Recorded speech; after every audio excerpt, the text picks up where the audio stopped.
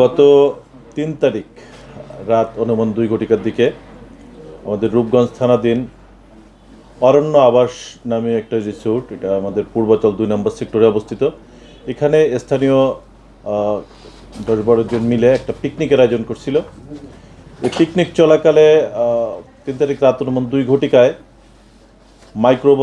দুটি মাইক্রোবাস যোগে ২০-২২ জন ডাকাত আকস্মিক ওই অরণ্য আবাস রিসোর্টে ডিবি পুলিশের পরিচয়ে প্রবেশ করে যারা পিকনিক করতেছিল তাদেরকে মারপিট করে তাদের কাছে থাকা ১২টি মোবাইল ফোন এবং নগদ ১.৫ লক্ষ টাকা এরা লুণ্ঠন করে নেয়।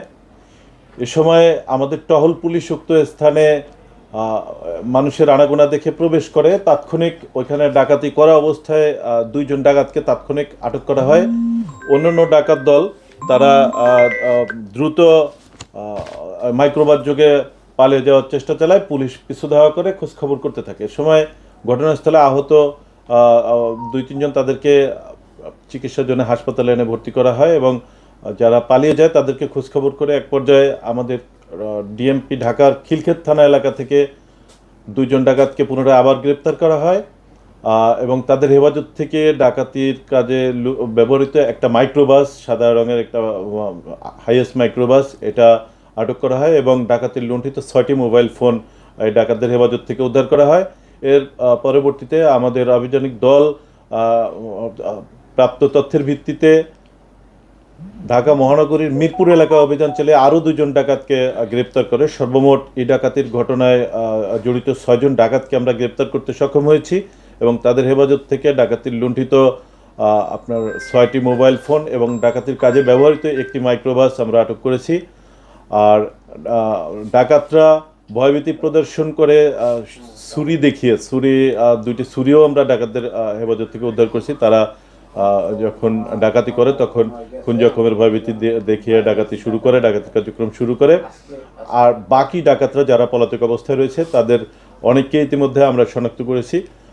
আমরা তাদেরকে গ্রেপ্তারের অভিযান আমাদের অব্যাহত রয়েছে।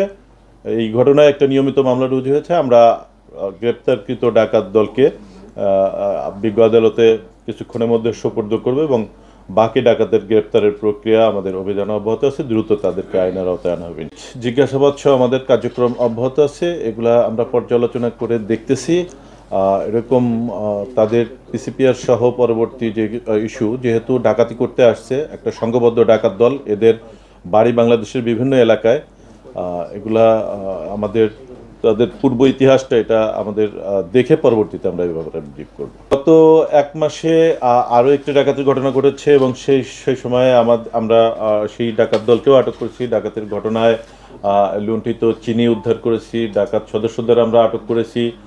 আর ডাকাতি পূর্বের তুলনায় এখন অনেকাংশে কমে গেছে, কারণ প্রতিটি ডাকাতির ঘটনা বা অন্য যে অপরাধজনক কার্যক্রমগুলো আছে, অপরাধীরা অপরাধ করে, আমরা অপরাধ প্রতিরোধে আমাদের টহল ব্যবস্থা আছে। আমাদের বিভিন্ন তথ্যের মাধ্যমে আমরা এই অপরাধ প্রতিরোধে কাজ করে থাকি। পাশাপাশি অপরাধীরা যেন অপরাধ না করতে পারে এর জন্য আমাদের কাউন্টার তৎপরতা বা টহল ব্যবস্থা এগুলো থাকে। আর অপরাধ ঘটে যাওয়ার পরে এটাকে উদ্ঘাটন সহ তাদেরকে অপরাধীদের গ্রেপ্তার করে আইনের আওতায় আনার যে কার্যক্রম আমরা এগুলো করে থাকি, আমাদের তৎপরতা অব্যাহত।